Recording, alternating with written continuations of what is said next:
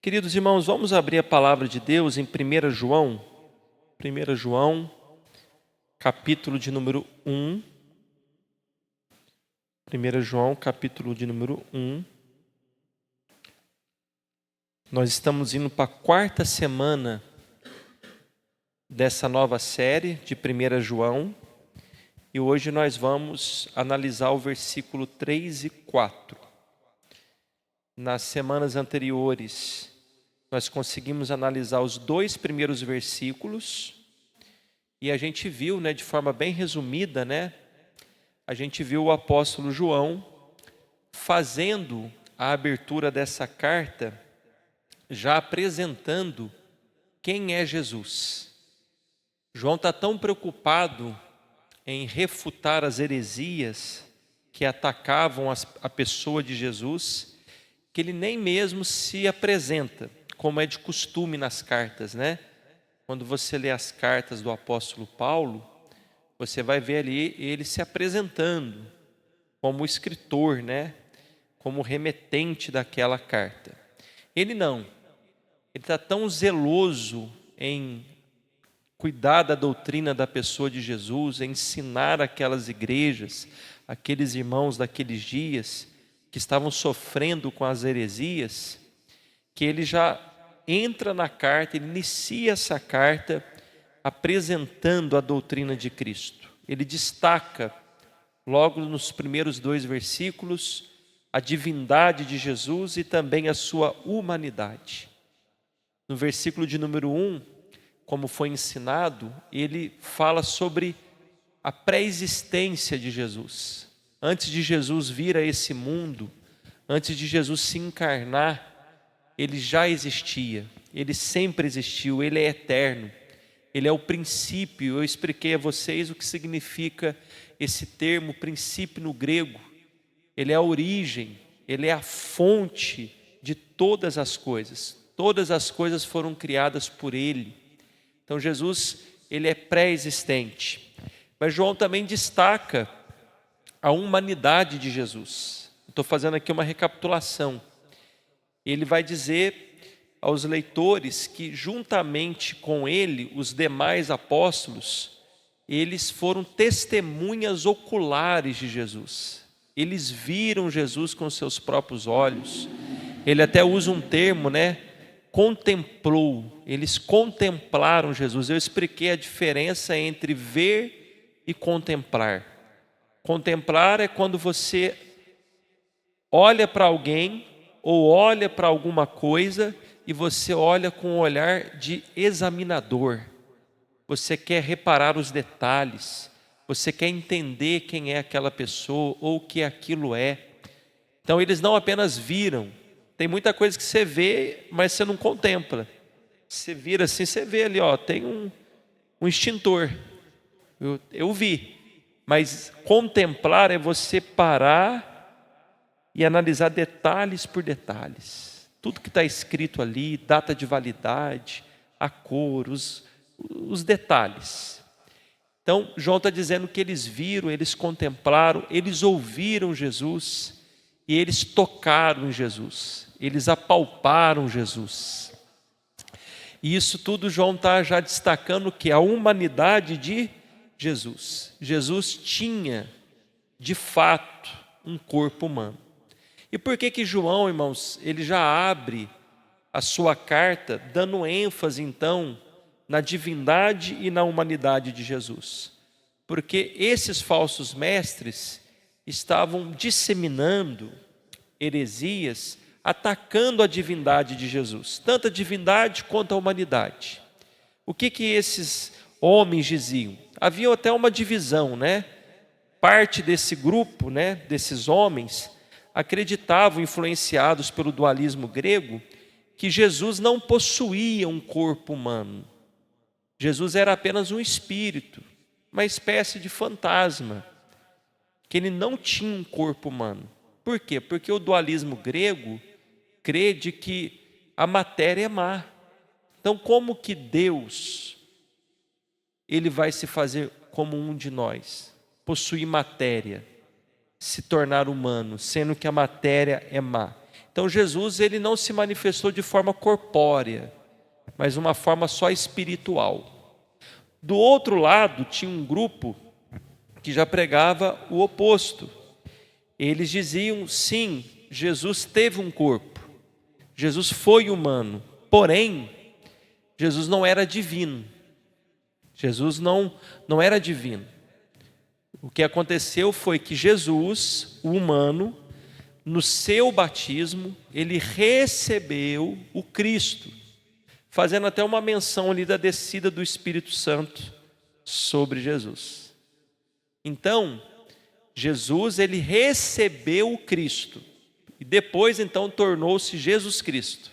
Mas antes da morte na cruz, o Cristo o abandonou. E quem morreu na cruz foi apenas Jesus. Então veja que confusão. E tudo isso, irmãos, compromete não só a pessoa de Cristo, mas compromete a nossa salvação. Porque para salvar pecadores, teria que ser Deus homem. O pecado deveria ser punido na natureza em que ele foi cometido. Que natureza o pecado foi cometido, irmãos? Na natureza humana. Deus é justo. Deus, para punir, para cumprir a sua lei e punir os nossos pecados, deveria punir na natureza em que ele foi cometido. Entretanto, como um humano, poderia sozinho suportar a ira de Deus, suportar o juízo de Deus? Somente Deus pode suportar o seu próprio juízo. Então, de fato, Jesus é Deus homem, porque somente um Deus homem poderia suportar a sua própria ira e ao mesmo tempo condenar o pecado na natureza em que ele foi cometido. Então João está destacando isso. João está defendendo logo de início quem é Jesus. Jesus é Deus homem. Ele é uma única pessoa que a partir da encarnação ele tem duas naturezas. Antes dele encarnar ele era apenas Deus, Deus eterno. Mas agora, após a sua manifestação, que é a encarnação, agora ele é uma pessoa com duas naturezas, tanto divina quanto humana. Ficou claro, irmãos? Amém? Isso aqui é uma recapitulação. E você pode dizer assim, nossa pastor, mas será que tudo isso para os dias de hoje, será que é tão importante? Porque eu não vejo, por exemplo, pessoas falando essas coisas. A gente não se atenta. Mas eu tenho certeza que você já cantou hinos de grupos musicais que se intitulam evangélico, que acreditam exatamente como muitos desse tempo aqui acreditavam. Que negam a divindade de Jesus. Que não acreditam que Jesus é divino. Então, até hoje, tudo que a igreja passou lá atrás, ela continua passando até hoje. Só que muitas vezes com uma roupagem um pouco diferente. Mas a essência da heresia é a mesma. Tirar de Jesus a sua natureza divina ou a sua natureza humana. Então, irmãos, é muito importante que a gente entenda isso. Não confessar a divindade de Jesus e a sua humanidade é não confessar o verdadeiro Salvador. Tanto é que eu expliquei a vocês aqui que João vai apresentar a nós 3 testes que nós devemos aplicar a nós mesmos e a outros, principalmente os ensinadores, para ver se de fato nós somos verdadeiros crentes. Se de fato você é alguém que se converteu. E o primeiro teste é o que você entende e professa acerca de Jesus Cristo. Então, se você não professa o Cristo verdadeiro, você ainda não é salvo. Se você ainda não entendeu quem é Jesus Cristo e não colocou a sua fé no Cristo da Bíblia, pregado pelos apóstolos, que são as testemunhas oculares da vida, ministério, morte e ressurreição de Jesus, nós ainda não somos crentes. Esse é o primeiro teste. Os outros testes depois a gente fala mais. Eu já apresentei na primeira aula.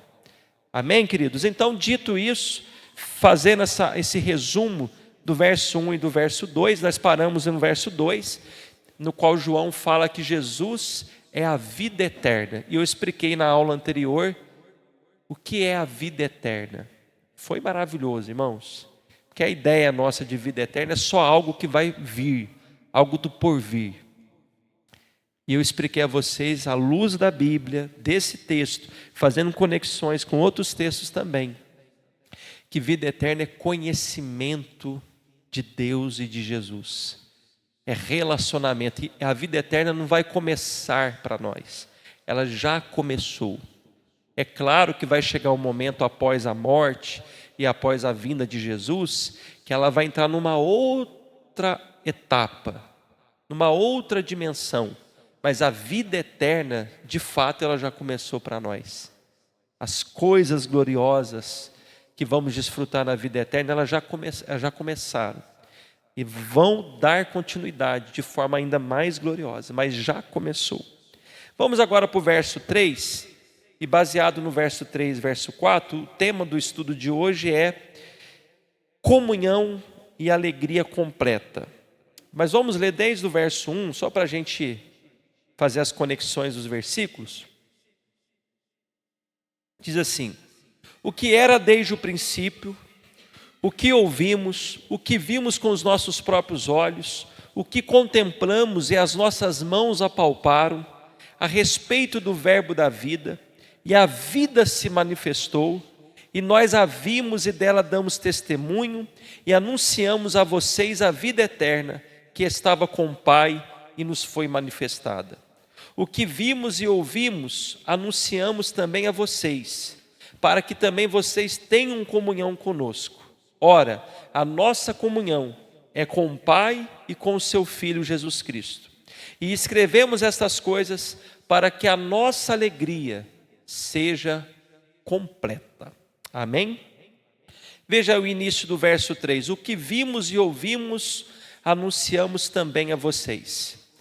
João já havia dito isso no verso de número 2, que ele e os demais apóstolos haviam anunciado a mensagem da vida eterna. E agora ele diz novamente que ele e os demais apóstolos, que foram as testemunhas oculares do ministério, da vida, da morte e ressurreição de Jesus, anunciaram a eles tudo o que eles ouviram e viram do Senhor Jesus.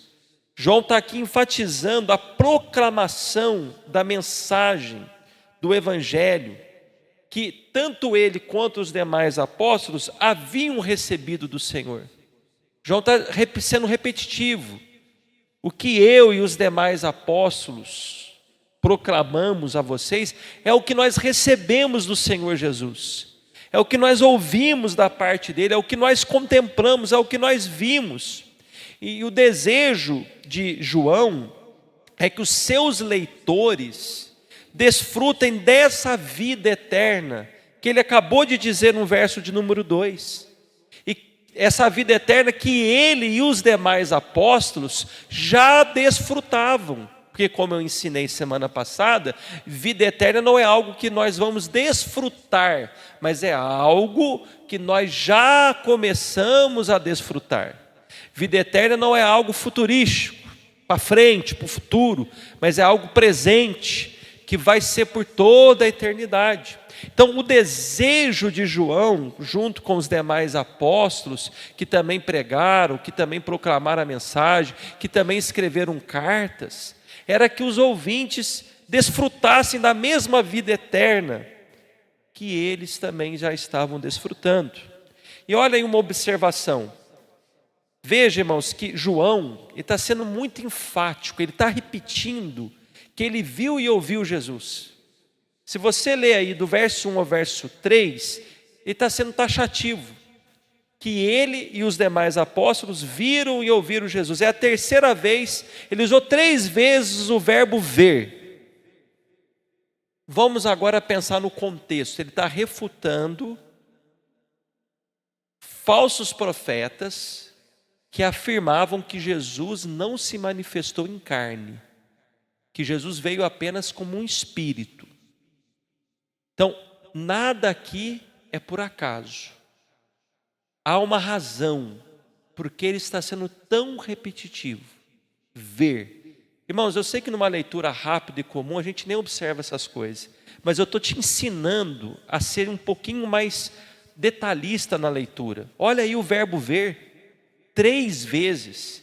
João está sendo aqui já muito inteligente, ele já está refutando, ele já está batendo fortemente contra essa heresia, porque ele está deixando claro que a mensagem do Evangelho, a mensagem apostólica, é de que o Filho de Deus se manifestou em carne. Eles viram Jesus, eles apalparam.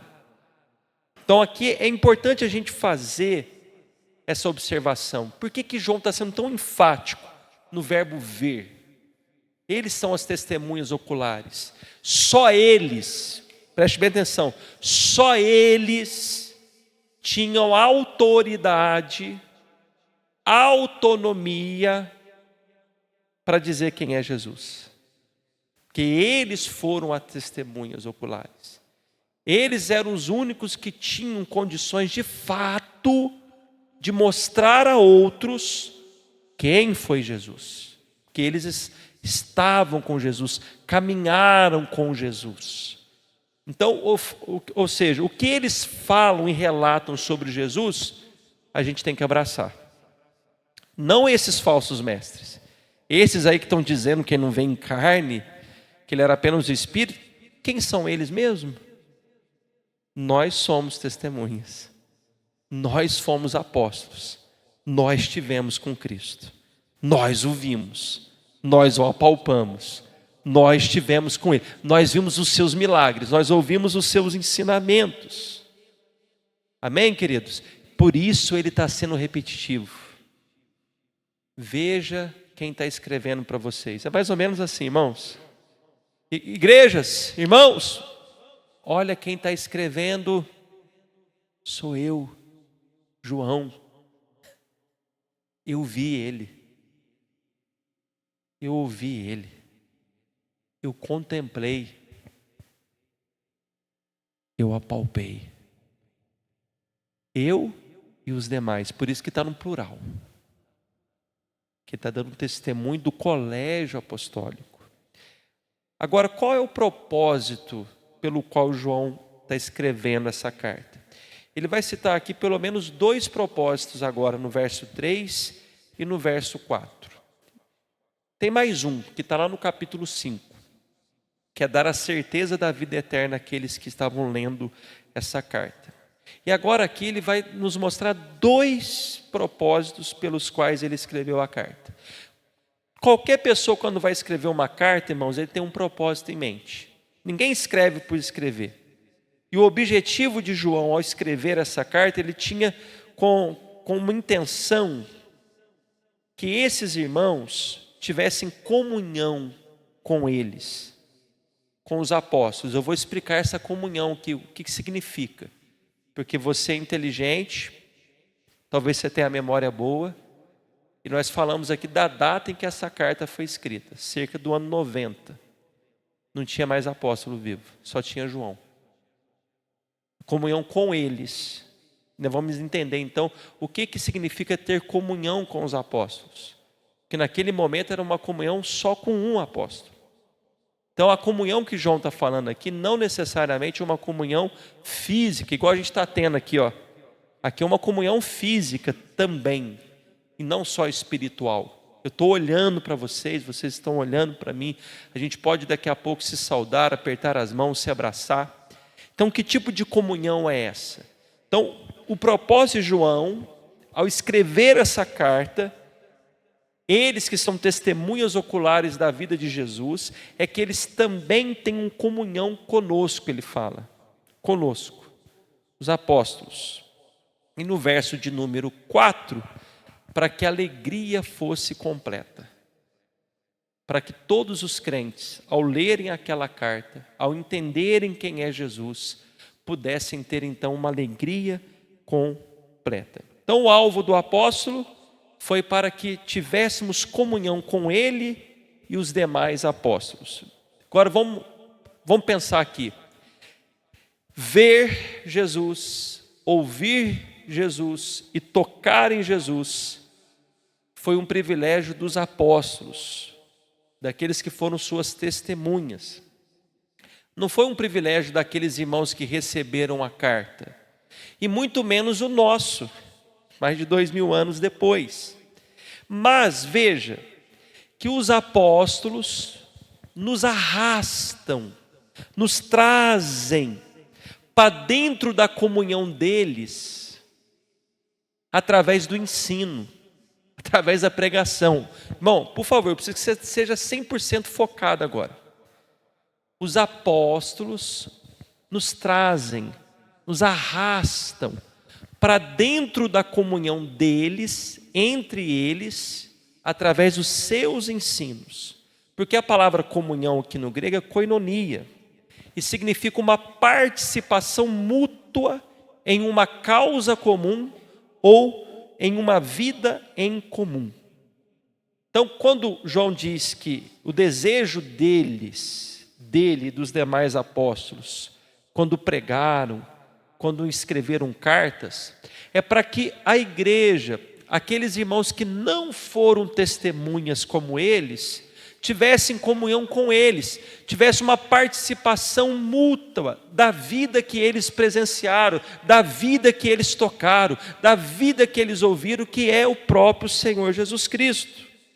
Então eles queriam que aqueles irmãos e nós que aqui estamos também tivessem uma comunhão plena nessa vida compartilhada, que é o próprio Cristo, que é a vida de Deus. Então veja que coisa gloriosa, irmãos. Comunhão conosco. Eu quero que vocês tenham comunhão conosco. Ou seja, através do ensino da mensagem apostólica, os crentes vão ter uma comunhão do mesmo modo que os apóstolos tiveram também com a vida, que é Cristo. Ou seja, eu consigo ter comunhão com a vida que é Jesus. Eu consigo desfrutar dessa vida que é Jesus, do mesmo modo que os apóstolos, porque eu estou seguindo o testemunho dos apóstolos. Eu estou abraçando os ensinamentos dos apóstolos. Só tem um meio de você conhecer Jesus, através da doutrina dos apóstolos, através do que os apóstolos testemunharam, através do que Deus, através do seu Espírito, trouxe-nos as Escrituras inspiradas através de quem? Dos apóstolos. Então nós podemos desfrutar de uma comunhão com os apóstolos, ter essa participação junto com eles da vida, que é Cristo. E como isso? Através da sua pregação, através dos seus ensinamentos. E olha o que ele diz: ora, a nossa comunhão, a nossa participação em comum da vida é com o Pai e com o seu Filho Jesus Cristo. Então o que João está dizendo aqui? Mais ou menos assim, abre aspas, parafraseando: nós queremos que vocês tenham comunhão conosco. Vocês, eu estou escrevendo essa carta para vocês, crentes do século I e do século XXI, todos nós aqui, nós queremos que vocês tenham comunhão conosco. E nós, que somos as testemunhas oculares de Jesus, que vimos, tocamos, enfim, vimos Jesus, nós temos comunhão com o Pai e com o seu Filho. Então o nosso desejo maior é que vocês também tenham comunhão com o Pai e com o Filho. Nós tivemos essa comunhão, nós temos essa comunhão e nós queremos compartilhar essa comunhão. Como? Apresentando a vocês, proclamando a vocês quem é Jesus Cristo e a sua mensagem. Então veja, nós também podemos ter comunhão com o Pai e com o Filho, através do conhecimento que nos foi transmitido pelos apóstolos. Foram eles que receberam todo o conhecimento e nos transmitiram. Então, repito, essa comunhão com os apóstolos não é pessoal, não é física. Porque muitos não, todos os apóstolos já tinham morrido. Só João estava vivo. Então, como é que a gente tem comunhão com os apóstolos, irmãos? É pela unidade doutrinária. Como que eu tenho comunhão com os apóstolos que têm comunhão com o Pai e com o Filho? Através do meu entendimento doutrinário. Quem é Jesus Cristo? Eu entendi quem é Jesus e coloquei a minha fé em Jesus. Eu entendi quem é Jesus e o que Ele fez, as suas obras. Então eu tenho a mesma comunhão que os apóstolos tiveram com o Pai e com o Filho. Eu tenho comunhão com os apóstolos e com o Pai e com o Filho. Porque eu creio na revelação de Deus através dos apóstolos. Deus, através do seu Filho, se revelou aos apóstolos. Não só aos apóstolos, mas principalmente aos apóstolos. Jesus escolheu aqueles homens. Aqueles homens receberam a missão de nos transmitir fielmente quem é Jesus, os seus ensinamentos, as suas obras. E eles também receberam uma capacitação especial e nos entregaram as Escrituras que foram inspiradas pelo Espírito Santo. Então o ponto que vai nos trazer comunhão é entendimento doutrinário. Quem é Jesus? Então a unidade doutrinária com os apóstolos nos leva à comunhão não só com eles, mas com o próprio Deus, o Pai e também o seu Filho, Jesus Cristo. Então a comunhão aqui, irmãos, não é só uma questão também de doutrina, mas claro que é uma comunhão mística com Deus. Uma comunhão que envolve um relacionamento com Jesus, com o Pai, todos os dias. Nós compartilhamos essa vida com Deus. Nós andamos no Espírito, nós vivemos no Espírito. Todos os dias nós temos comunhão com o Pai e com o Filho, por meio do seu Espírito que habita em nós. Todos os dias nós vivemos à luz dessa vida eterna. Todos os dias nós vivemos em comunhão, em conhecimento com Deus. Todos os dias. Não é só uma questão de entendimento, mas tem essa união mística. Por isso que você às vezes sente a presença de Deus. Hoje eu estava na academia, de manhã, eu estava conversando com o irmão, ele falou: pastor, eu tenho um testemunho para te contar. Eu falei: meu irmão, conta. Eu falei: olha, quantos anos que eu não sentia a presença de Deus sozinho no meu quarto. E domingo, antes de ir para o culto, eu quis orar. Eu dobrei os meus joelhos. E eu fui levado ao pranto, às lágrimas. E a minha mãe, que não é crente, abriu o quarto e me viu chorando. Mas ela entendeu que era um choro de alegria. Então não é só uma comunhão de entendimento, mas envolve todas as faculdades humanas, envolve o seu coração, envolve você sentir coisas gloriosas nessa comunhão com Deus.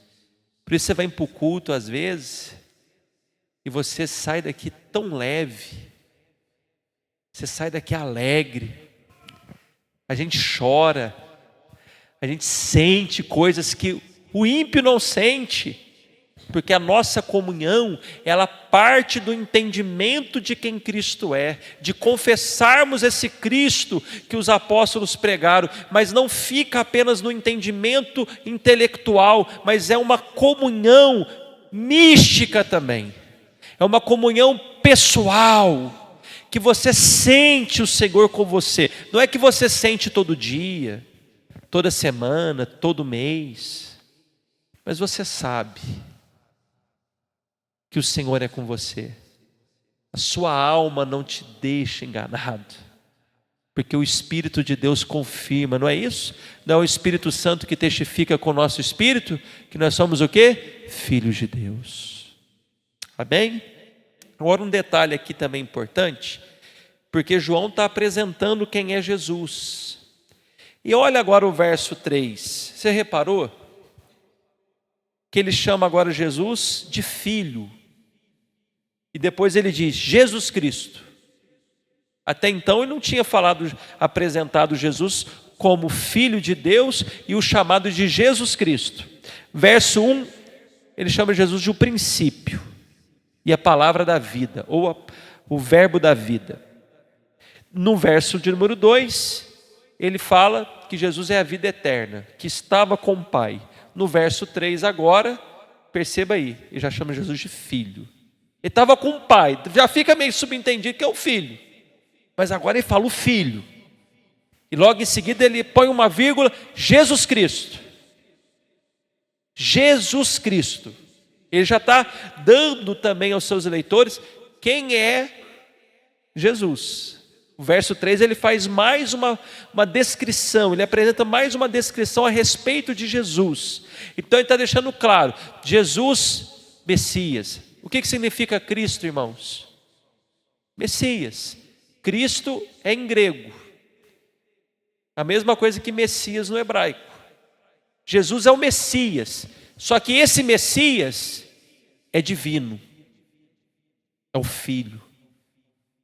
A dificuldade dos judeus era entender que o Messias que Deus iria enviar seria divino. Eles não tinham essa compreensão tão clara, que ele seria divino, o Emanuel, Deus conosco.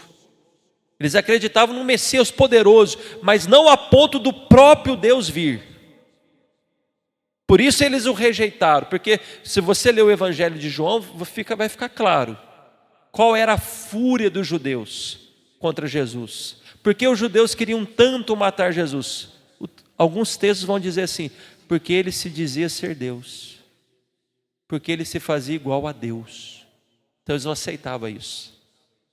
Porque eles não tinham essa compreensão tão clara. Então, veja, ele já apresenta Jesus como Messias, mas um Messias celestial. Um Messias divino. Então reflita comigo, até aqui, o verso 3. João entende que o crente desfruta de uma comunhão com Deus, com o Pai e com o Filho, e com os demais irmãos, em especial os apóstolos, a partir do momento que a pessoa compreende quem é Jesus e o que ele fez por nós. Então, para mim ter comunhão com o Pai e com o Filho, uma verdadeira comunhão, partilhar vida, ter vida eterna, eu preciso primeiro entender quem é Jesus e o que ele fez. Você está entendendo a seriedade disso? Tendo esse entendimento e colocando a minha fé, abraçando essa revelação de quem é Jesus e o que ele fez, então eu tenho comunhão. Não só com os apóstolos que nos ensinaram quem é Jesus. Eu tenho comunhão com o próprio Pai e o Filho. Mas vai ter uma outra bênção quando nós entendemos quem Cristo é e colocamos a nossa fé. É que nós temos uma alegria completa. Quem entende quem é Jesus, quem entende os ensinamentos apostólicos, vai desfrutar de uma alegria completa. Verso 4. E escrevemos estas coisas, o que ele está escrevendo até o momento? Seja inteligente para você pensar o texto. O que ele escreveu até o momento ali, do 1 ao 3? Quem é Jesus? Escrevemos essas coisas o quê? Quem é Jesus? Que ele é eterno, que ele é divino, que ele é humano, que ele é o princípio, que ele é a origem de todas as coisas, que ele é o Filho, que ele é Jesus Cristo. Para quê? Para que vocês tenham comunhão conosco, e a nossa comunhão com o Pai e com o Filho, mas escrevemos também para que vocês, juntamente conosco, para que a nossa alegria seja completa. Antes de falar dessa alegria, você está atento. Olha aí o que ele fala no verso 4. E escrevemos. E agora você que é crítico, você vai fazer uma pergunta. E aí, pastor? Foi só João que escreveu ou tem mais de um escritor? Porque ele diz, e escrevemos estas coisas. Mas o senhor está afirmando que quem escreveu essa carta foi só João. Mas ele põe aqui no plural. Mas veja que desde o 1 ele está colocando no plural.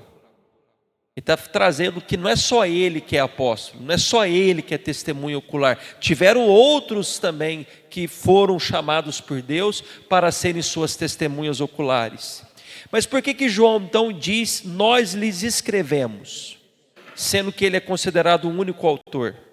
Bom, quando você lê os 5 capítulos, se Deus nos der vida a gente vai passar pelos 5, você vai ver que em 12 outras vezes na sua carta ele diz no singular, eu escrevo, ou eu estou escrevendo. Aqui é a única vez que João usa no plural, e escrevemos. As outras oportunidades que ele fala o mesmo termo, ele usa no singular, eu escrevo. Então, vamos lá. Primeiro ponto a ser considerado, como eu já disse, todos os outros apóstolos já haviam sido mortos. Só tinha João naquele dia. Então, era impossível que ele, junto com qualquer outro apóstolo, escreveram aquela carta, essa carta de 1 João.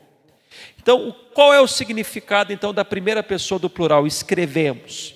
Por que ele usa esse pronome nós? Bom, o que ele quer deixar claro, que ele não é o único, ele não é a única testemunha ocular, ele não foi o único que pregou e que escreveu cartas. Ele não foi o único que registrou quem Jesus é, o seu ministério, o que ele fez, a sua morte, a sua ressurreição. Mas que também outros apóstolos também foram testemunhas, também deixaram registrados conteúdos sobre a pessoa de Jesus. E que a finalidade de deixar esses conteúdos é para compartilhar a vida eterna. E quem tem essa vida tem uma alegria completa. Então João está dizendo, olha, eu não estou sozinho, gente. Eu não estou sozinho, está dizendo isso desde o verso 1. Eu não estou sozinho, eu não fui a única testemunha. Olha, outros também viram, ouviram, tocaram. E outros também o quê? Escreveram. Nós escrevemos para que a alegria de vocês seja completa. Parafraseando, é como se ele estivesse dizendo assim, abre aspas, estas coisas, pois nós, todos os discípulos mais próximos de Jesus, os apóstolos, lhes escrevemos para tornar completa a nossa alegria. Fecha aspas. Não significa que eram 2 escritores ou até mais. Ele só está testemunhando que não foi só ele que deixou esse testemunho escrito de quem é Jesus, mas que outros apóstolos também assim o fizeram. E nós temos aí na carta outros apóstolos. Pedro, né? E Paulo depois também, que foi o principal escritor. Mas veja aí no verso 4, que João está sendo enfático aqui, que se aqueles irmãos compreendessem a mensagem que ele e os demais apóstolos anunciaram, a alegria deles seria completa. Vocês vão ter um gozo completo. Eu sempre disse isso aqui a vocês, irmãos. Crente tem que ser um povo marcado por alegria. Não tem um povo na face da terra que é mais alegre do que o povo de Deus. Porque o povo de Deus é o único povo que o conhece, que tem comunhão com Ele. Eu vou falar disso um pouquinho nas aplicações. Então veja, conhecer Deus, entender quem é Jesus, nos proporciona alegria. E eu faço uma pergunta a todos nós, você desfruta dessa alegria pelo fato de você entender, compreender quem é Jesus? E é uma alegria completa. Então, quanto mais conhecimento você e eu temos sobre quem é Jesus, mais alegria nós teremos. E aí a gente chega numa conclusão aqui. Por que tem tantos cristãos que vivem deprimidos, tristes e angustiados? Porque eles conhecem muito pouco quem é Jesus. E é fácil você saber disso olhando nos cultos de ensino. Muitas pessoas hoje ainda tem um bom número aqui.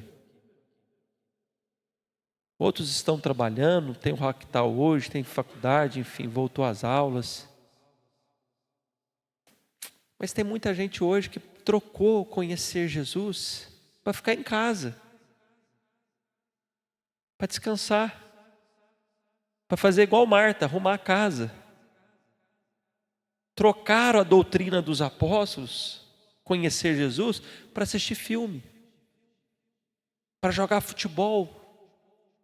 Alguns estão na academia, outros estão em outras atividades. Perceba que tudo que eu estou falando aqui não é pecado, são coisas comuns da vida, mas que muitos de nós fazemos dessas coisas prioridade, e nós deixamos de lado a doutrina dos apóstolos, conhecer o Evangelho, conhecer a vida, conhecer Jesus. Não, vou ficar em casa, eu tenho outras coisas. E essa pessoa, sem ela saber disso, ela está se privando de ser uma pessoa alegre. Porque a alegria verdadeira é conhecer Deus. Verdadeira alegria é ter comunhão com o Pai e com o Filho. Isso é de fato desfrutar de alegria. Tem gente que poderia estar marcando outras atividades que não são pecaminosas em outros dias, mas preferem marcar no culto de ensino. Preferem abraçar outra coisa, menos o prazer de conhecer doutrina apostólica, que nada mais é do que Jesus.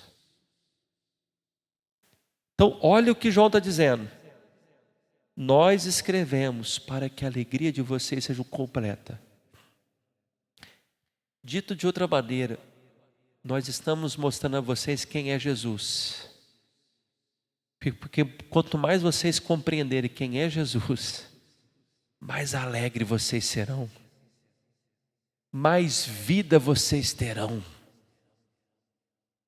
e vida com abundância. Martin Lloyd-Jones, ele pregou 5 sermões só no versículo 3 e 4. Ele resumiu o tipo de alegria que o apóstolo Paulo estava falando. Ele abre aspas. Escute isso. Há apenas uma coisa.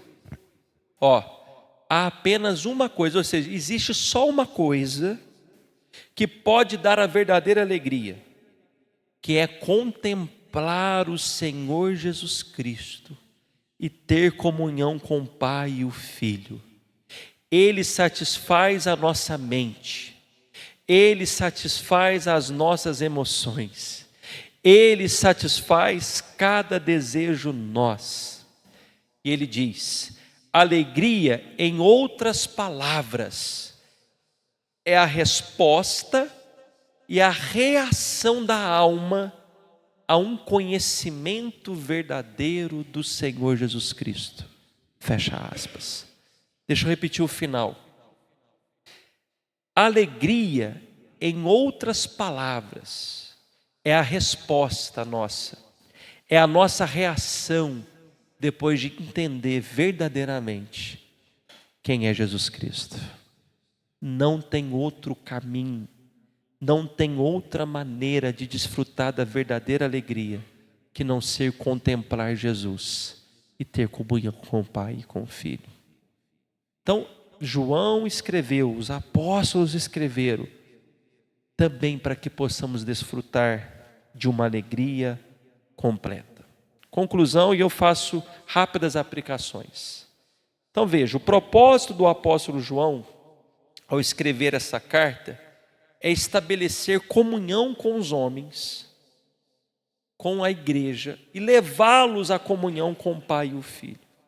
Esse é o propósito de todo pregador e pastor.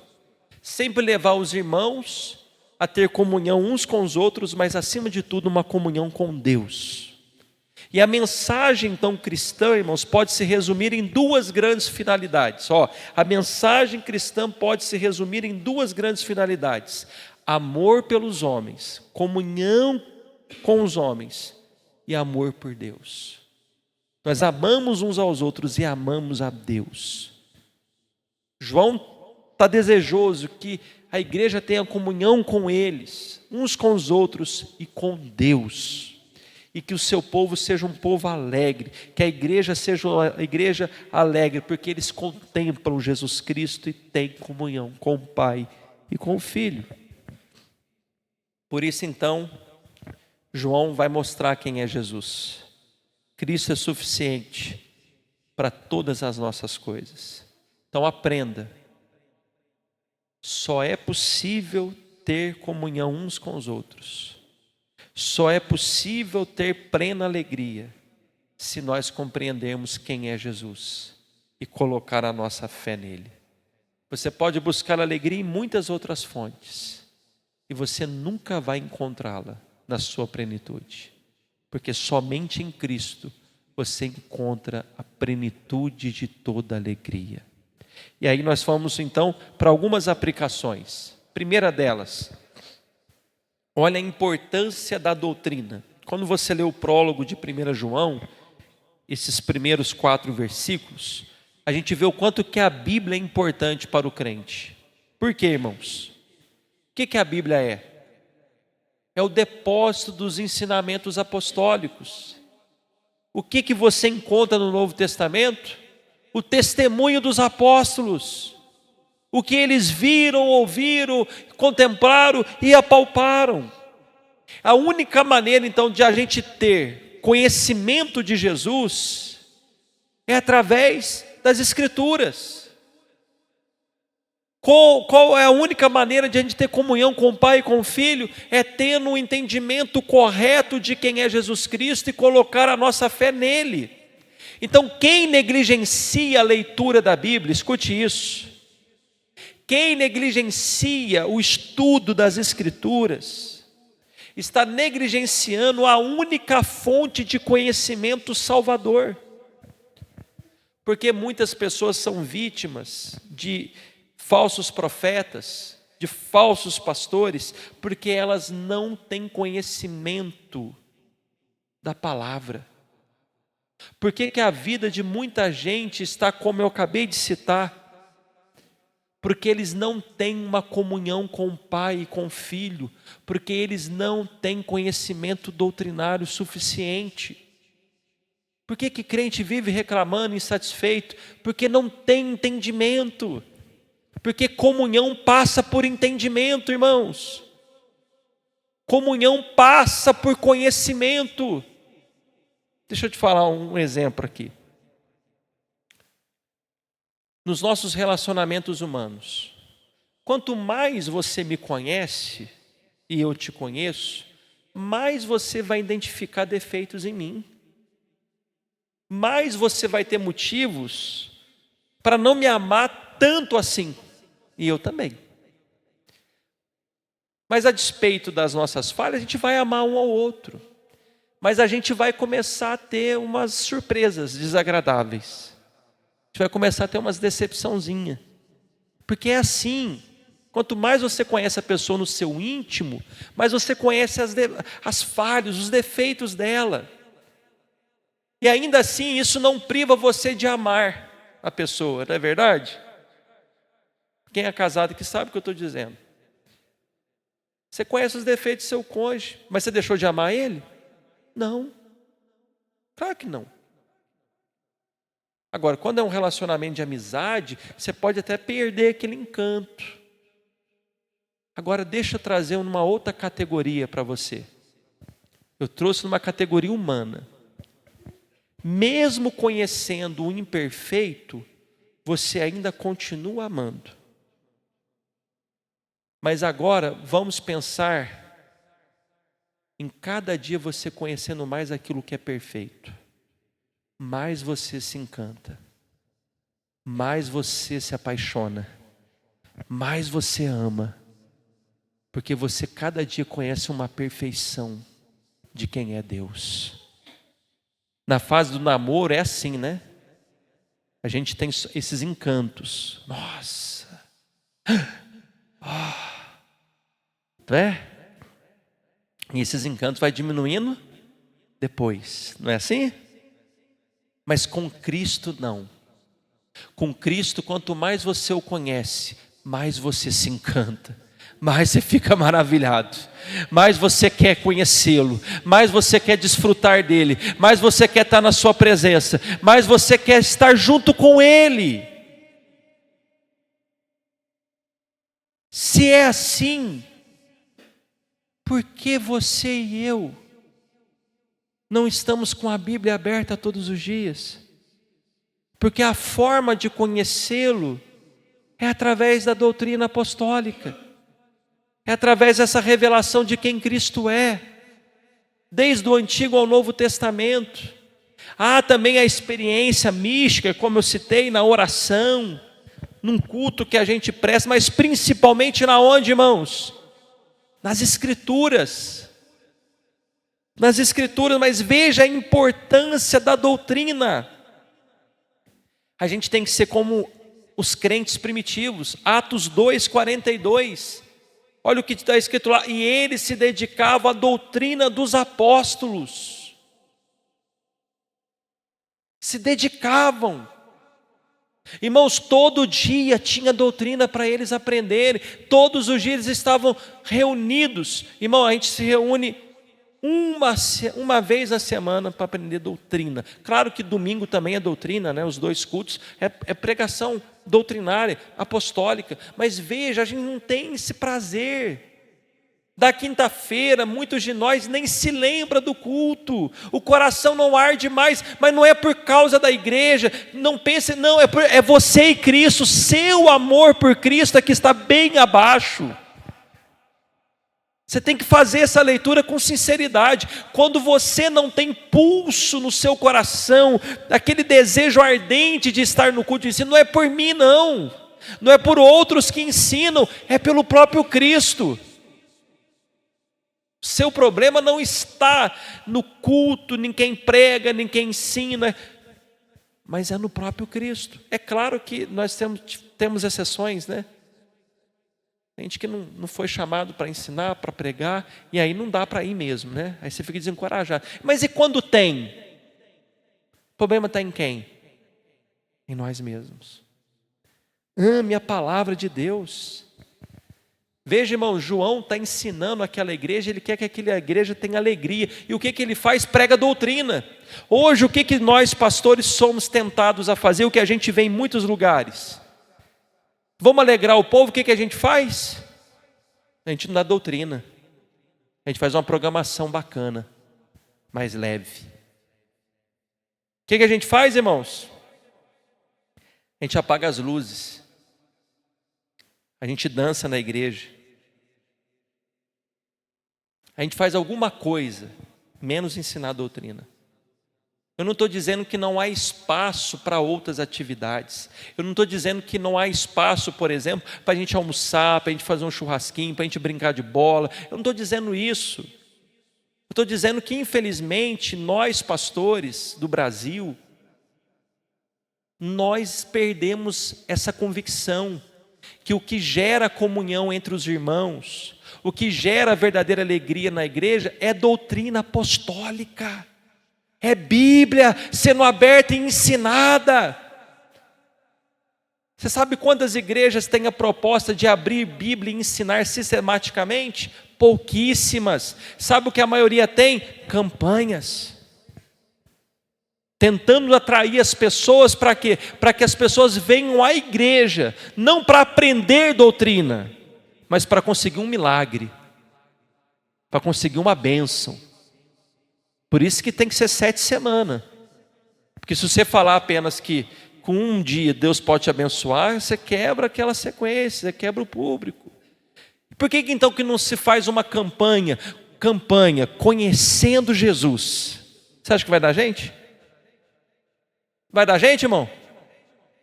Claro que não. Os verdadeiros crentes vão. Mas campanha recebendo a chave do milagre. Aí o que acontece, irmão? Opa, vamos lá. Oh, que bem, oh, mistério, né? Não é assim?